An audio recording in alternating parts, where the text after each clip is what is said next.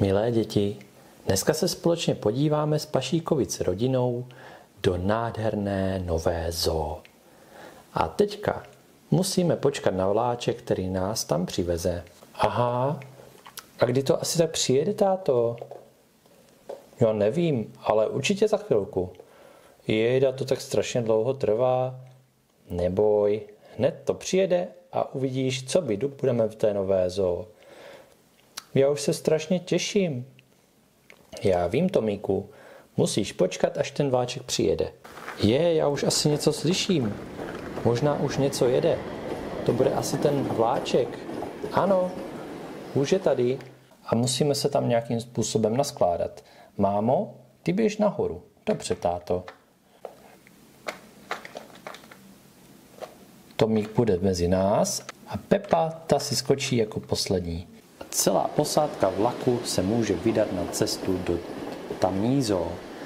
Nemůžeme se dočkat, táto. Bude to opravdu super. Já si taky myslím. Nebojte, děti, všechno bude super, uvidíte. Tak a vláček se rozjel.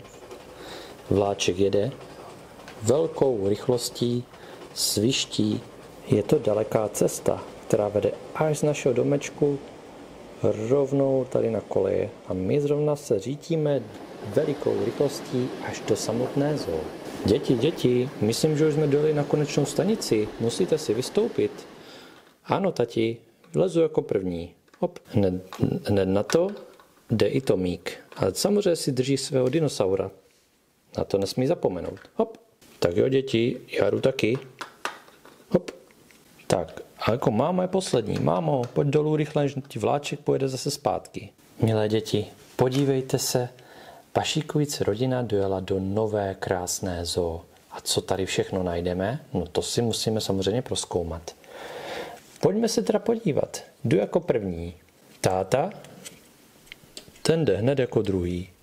Jako třetí jde Tomík se svým dinosaurem. A poslední, která tady schází, je Pepa, která si drží svého oblíbeného medvídka. Mami, co to tady všechno je? Podívej, je tady i paní, která se stará o zvířátka. A jako první tady vidíme prasátko. A jak dělá prasátko vlastně? Prasátko dělá chro. Já se na to jdu podívat zblízka. Táta Pašík, ten se vůbec nebojí. Podívá se na prasátko. Aha, to jsme přece my. To je taky prasátko. Ano, pane Pašíku. Tady máme prasátko a máme tady samozřejmě krmení pro ty prasátka, aby neměli hlad. A co tady ještě všechno máme? Podívejte, je tady taky veliká žirafa. Ta je ale veliká a podívejte, jaké má krásné flíčky. No ta je nádherná. Mami, podívej, co to tady je? To vůbec neznáme tady tyhle zvířátka. No, třeba nám paní ošetřovatelka k tomu něco řekne, víte? Ano, děti. Tohle jsou totiž bajná zvířátka, která už dávno nežijí. Říká se jim dinosauři. V dnešní době jsou to takováto prehistorická zvířátka, ale my je tady máme. Podívejte, jsou to takové krásné zvířátka. A opravdu, paní měla velikou pravdu. Tomášek se hned šel podívat, protože má rád dinosaury. No ano, mámo, to jsou dinosauři. Podívej. Je tam jeden fialový, jeden zelený, který krásně splývá a další takový světle zelený. To je ale krása. Tolik dinosaurů, to jsem ještě nikdy neviděl, říká Tom. Milé děti, podívejte se, jak vypadají krásně. Dobře si je prohlédněte. Takovéto věci už dlouho neuvidíte. To máš pravdu, táto. Mě to strašně zajímá. Tomáška to zajímá samozřejmě nejvíc, protože má nejradši dinosaury. Já vám i uhnu, ať je můžete lépe vidět. Tak, milé děti, to jsme viděli ty dinosaury a že jich je tady dost. Takových dinosaurů jsme neviděli, že Tome?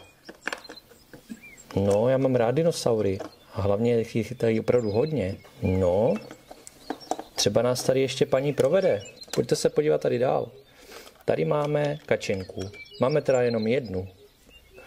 To nevadí, my máme rádi kačenky. Tady tohle je naše nejkrásnější kačenka, kterou tady máme. A podívejte, vzadu je slon a zrovna jde papat. No, oni rádi papají, hlavně musí ho papat. Podívejte, jak jsou velicí. Já jsem, táto, ještě nikdy slona neviděla. Ten je opravdu veliký. Můžu se tam jít podívat blíž? Můžeš, Pepo, ale dávej pozor, má veliký chobot. Ty jo, ten je veliký. Máte tady ještě nějaká další zvířátka? Ne, to už je poslední. Ta zoo je sice malinká, ale snažíme se tady dát co nejvíce zvířátek můžem. To byla krásná zoo, táto. No, ale milé děti, už je potřeba jít domů. Už jsme tady byli dlouho a za chvilinku tady zavírají. Musí hlavně jít zvířátka taky spát. To máš pravdu. A hlavně už se začíná stmívat. Tak, milé děti, to byla ale krásná zoo, ale už musíme domů. Tak jedeme, nasedli jsme na vláček a jedeme domů. Vláček zrovna dojíždí do stanice. Máma, Pepa, Tomášek a Pepa vysedají z vlaku. Celá rodinka přijela domů a vysedla z vláčku. Ještě čeká cesta směrem k jejich domu.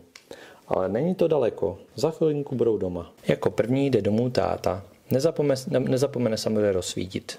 Jako druhá přichází máma, která se hnedka ujímá toho, aby něco dobrého uvařila. Hned za mámou jde Tomášek se svým dinosaurem. A jako poslední jde Pepa se svým medvídkem. Tak, milé děti, už je spousta hodin a je na čase jít spát. Pojďme společně do postýlky, dáme si pyžámko a půjdeme spát. Tak, podívejte, postýlku už máte nachystanou. Nahoře, Pepi, máš svého medvídka. Dole, Tome, máš svého dinosaura nachystaného. Tak, skočte do postýlek, já vám povyprávím pohádku a můžete jít rovnou spinkat. Zítra další den vás čeká zase něco zajímavého, tak se nezapomeňte s náma dívat.